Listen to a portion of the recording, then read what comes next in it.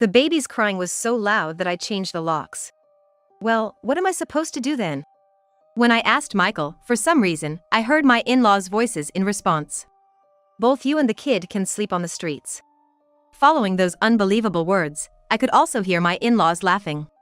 So, they're in on it too, huh? Realizing that, I said with a sigh. All right, wherever I sleep, don't complain. Huh? Both my in-laws and Michael were dumbfounded. They probably thought I had nowhere to go. But tough luck for them. I never thought I'd be locked out, but I do have a place to go. And that place happens to be inconvenient for them. Well, they can regret it after I'm gone. I don't care what they say later. Right now, all that matters to me is Barbara. If I can protect her, I don't care if you all go down in flames. With that resolve, I turned my back on my in-laws' house. My name is Susan. Next month, I'll be celebrating my 30th birthday. I'm a stay-at-home mom, but right now, I'm not doing any housework. Of course, I'm not just slacking off. You see, Barbara was born just 2 weeks ago, so I'm currently resting. That's why I'm not doing any chores. However, Michael doesn't seem to care. Why aren't you doing any housework? Just want to slack off? Even my father-in-law, who was with his wife during childbirth, seems clueless. People usually get back to housework the next day. It's astonishing that he'd say something like that. Doesn't anyone understand me? Things aren't going well with my husband, and there's a distance between me and my in-laws. I don't have my parents anymore, and I have no family to rely on. But even if I'm all alone, I must protect Barbara at all costs. That thought kept me going. Maybe getting married was a mistake. I've been thinking that a lot lately.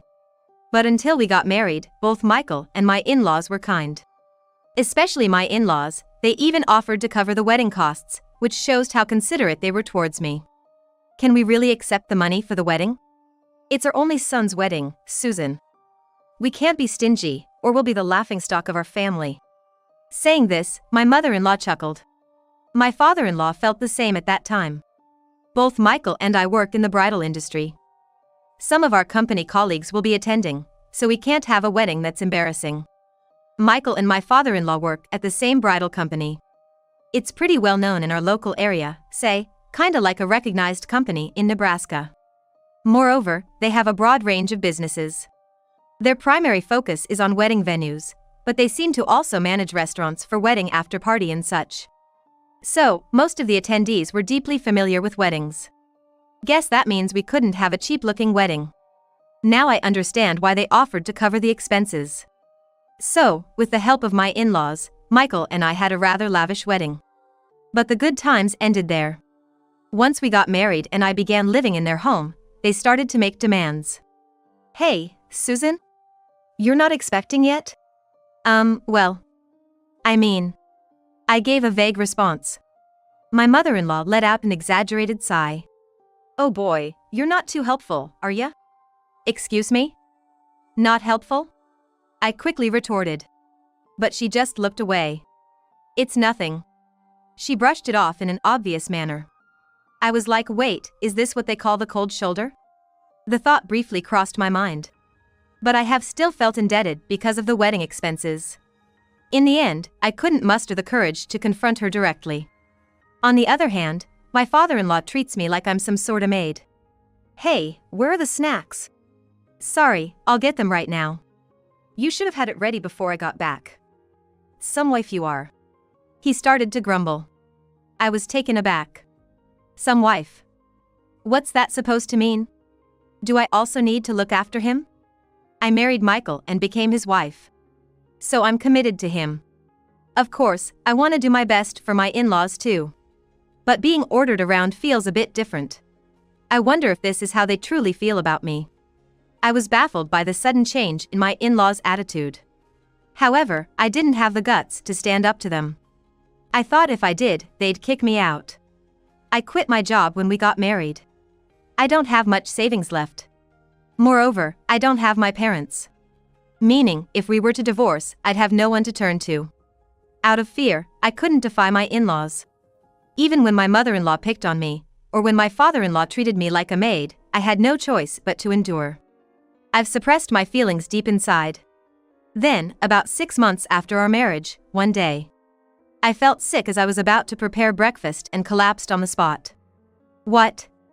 What's wrong? My mother-in-law asked, sounding annoyed. I just feel a bit dizzy. Ugh. You're so clumsy. I'm sorry, just a moment. Saying that, I rushed to the bathroom. But my condition didn't improve. Hey! What the heck are you doing, Susan? Leaving your chores and doing what? Sorry. That's not good enough. I'm off to work, so make sure you finish the housework. Got it? Michael shouted. I felt too sick to even respond. A few hours passed, and I finally felt better. But my mother-in-law was waiting for me in the living room. Found a good excuse to slack off, huh? I didn't mean to slack off. Don't talk back to me. Just clean and do the laundry. I flinched at her loud voice. She kept glaring at me, unaware of how I felt. Guess I just gotta do it.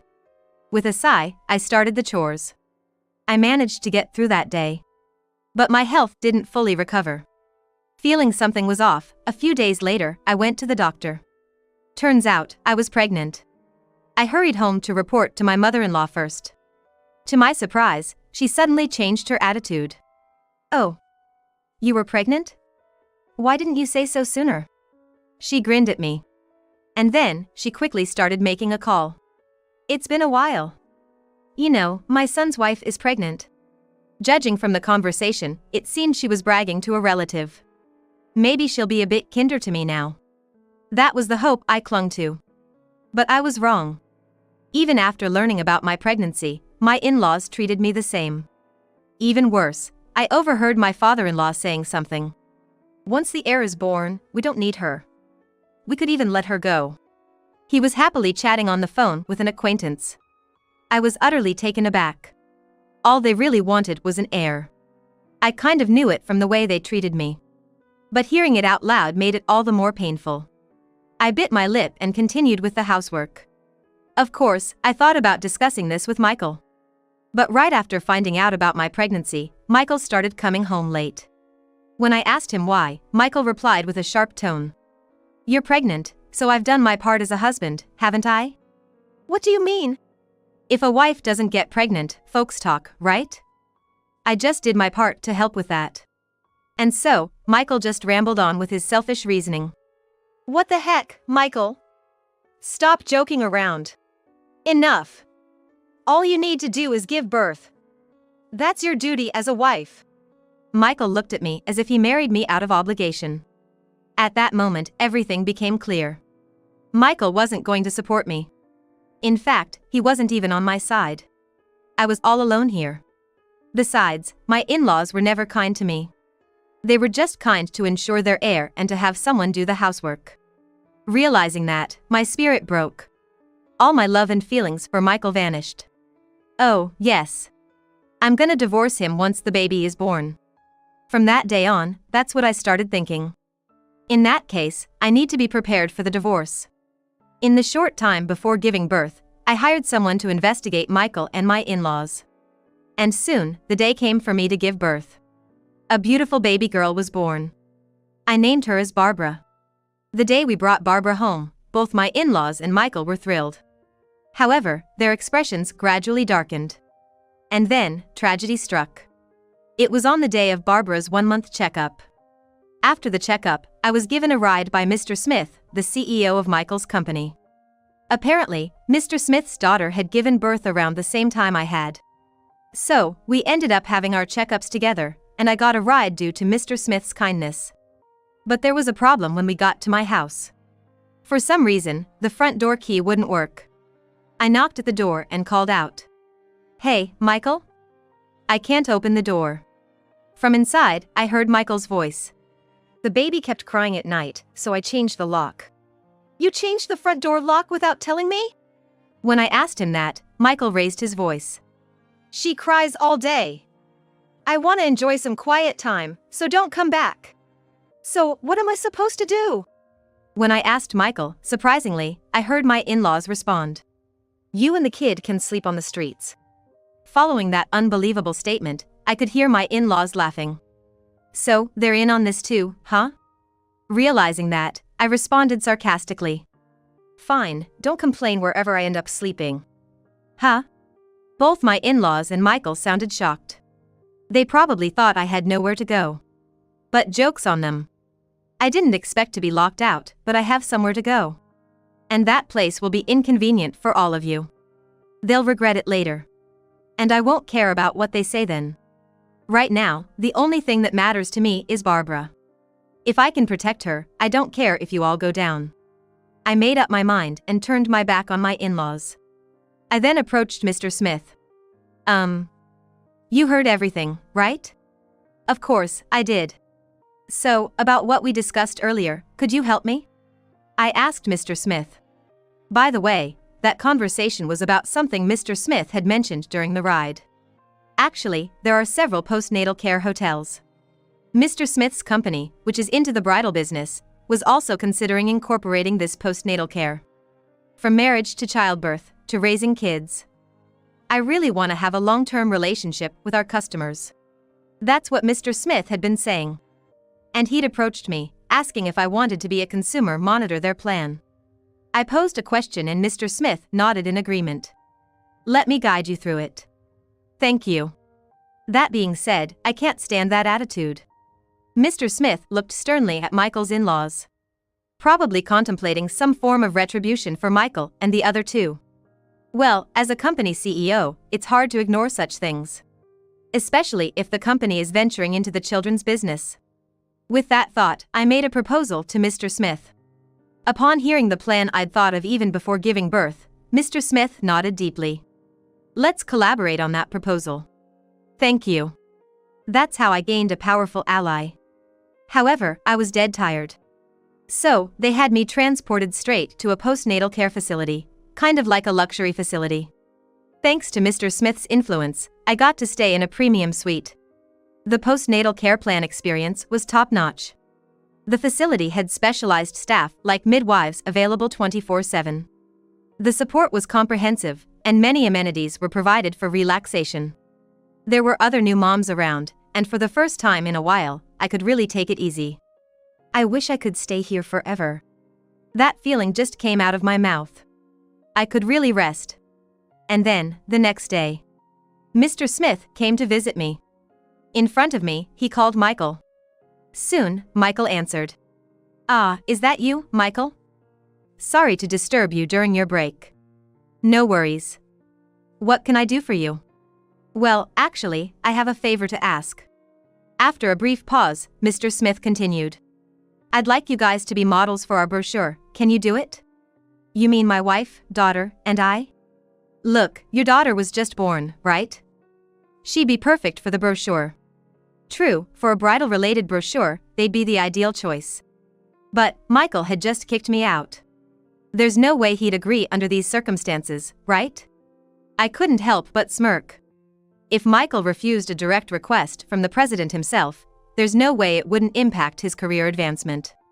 That was my plan, to damage Michael. But Michael immediately accepted without hesitation.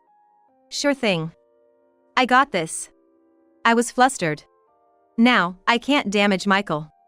My plan was a total bust. Just when I thought that, Mr. Smith smirked.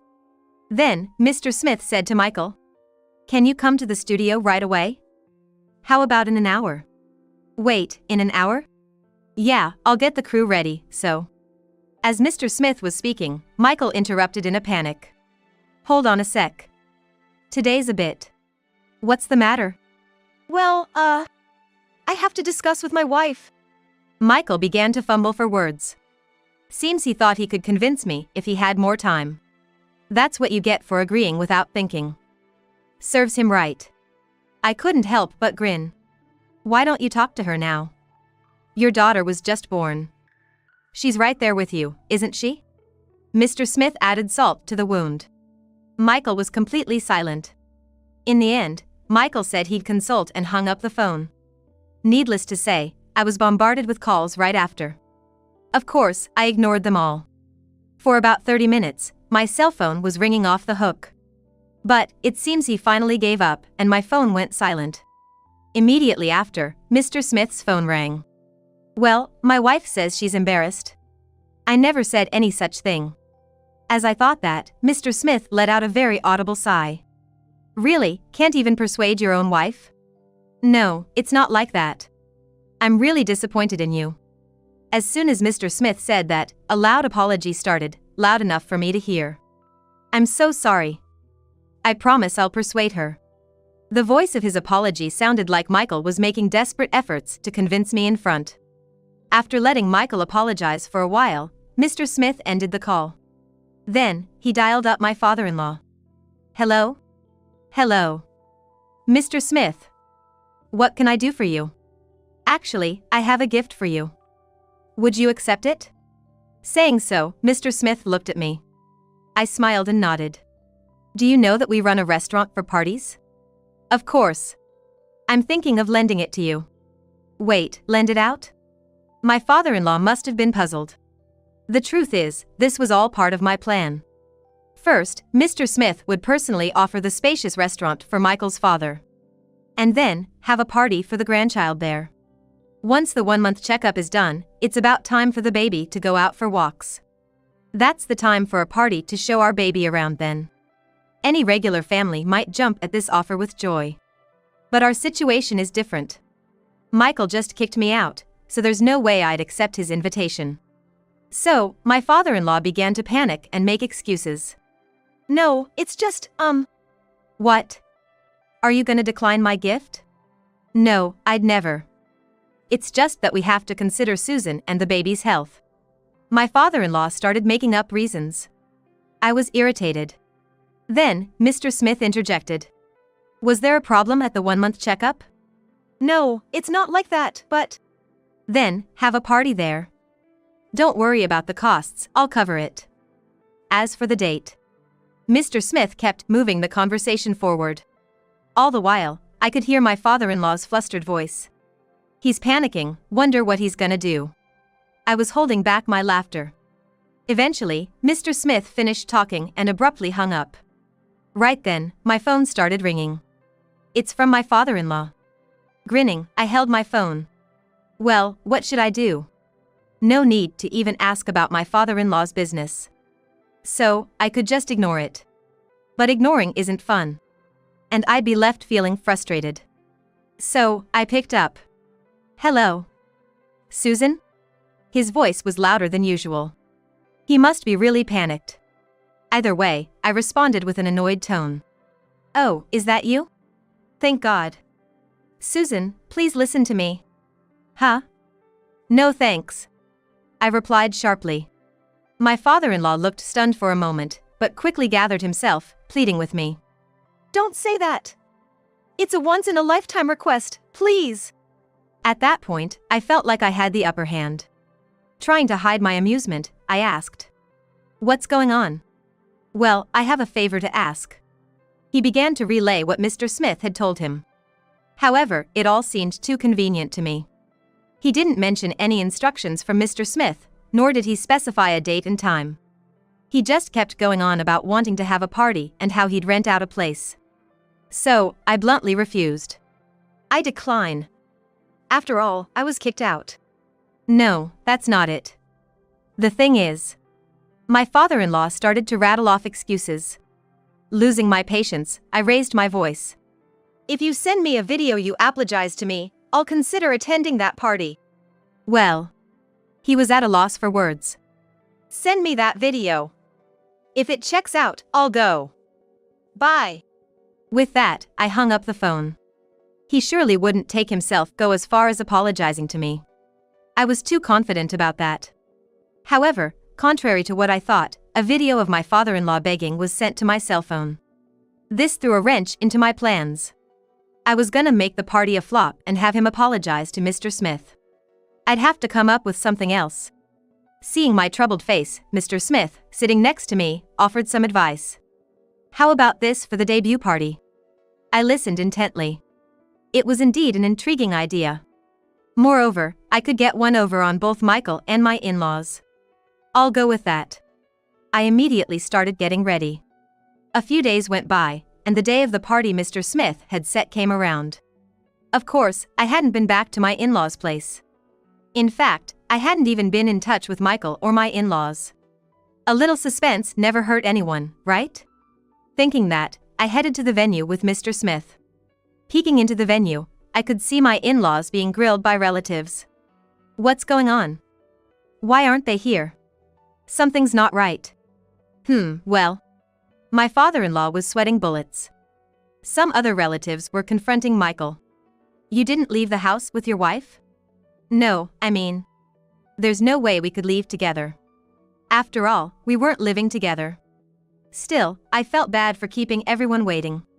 Slowly, Mr. Smith and I entered the venue. Thank you for waiting. Finally. My father-in-law breathed a sigh of relief. Michael, on the other hand, rushed up to me. What have you been up to, Susan? Excuse me? Preparing for this event, duh? Preparations, but where's Barbara? Michael quickly looked around in a panic. Even though he had been neglecting her all this time, I replied with a sigh. I've left Barbara with a babysitter today. What? Then, what about the party? I've prepared a slideshow. That's enough, isn't it? Saying that, I brushed past Michael. Then, I began explaining to the gathered relatives. I couldn't bring Barbara here, but I've prepared a slideshow for you all. While I spoke, a staff member began setting up the slideshow. Checking that, I continued my speech. I sincerely apologize for the inconvenience, but please enjoy this. With my signal, soft music began to play. The venue dimmed. At the same time, several photos were projected onto the screen. Immediately, gasps echoed throughout the room. What's this? Displayed on the screen were photos of Michael's affair, followed by photos of my father-in-law's affair. You've gotta be kidding me. You're the worst. Naturally, seeing the photo, Michael and his father went pale. But quickly, Michael dashed to stop the slideshow. Stop it. Turn it off. Really? You brought this on yourself, didn't you? This is your doing. Why would you do such a thing? Michael shouted at me. So, I shot back.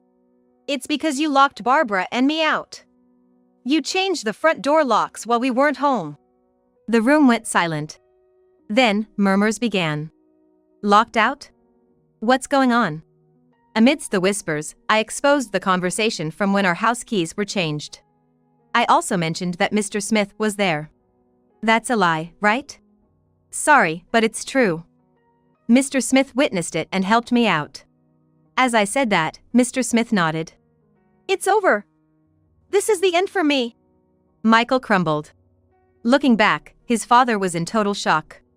Going forward, our company's gonna expand into children's business. So, we don't need employees who can't care for children. It wasn't my fault. I was just sleep deprived. No excuses. Resign on your own. If not, I'm ready to fire you even if it causes a scene. The determination of the president was intense. In the end, Michael and his father resigned immediately. After that, I proposed a divorce to Michael. Having those revealing photos of his affair made our divorce process smooth. Additionally, Michael settled by paying me child support for Barbara. He just got cash out his leave, so he wouldn't struggle for money right now. Interestingly, his mistress claimed she didn't know Michael was already married. She's now seeking compensation from Michael. Looks like they're gonna have quite a dispute, but it's none of my business. By the way, my in-laws seem to be sticking together. They actually want to divorce, but all their savings went to Michael's legal fees. To support their immediate living expenses, they're selling their family home and moving into an apartment. Considering they also have to pay child support, they'll need to tighten their belts and live frugally. On my end, I was approached by Mr. Smith regarding job offer. He was like, we've got someone leaving soon. How about working for us? Barbara's still young, but I need to work to make ends meet. So, I'm thinking I'll take up Mr. Smith's job offer in a little while. For now, I just want to quietly spend precious moments with Barbara. After all the hardships I've faced, I think I deserve that little luxury.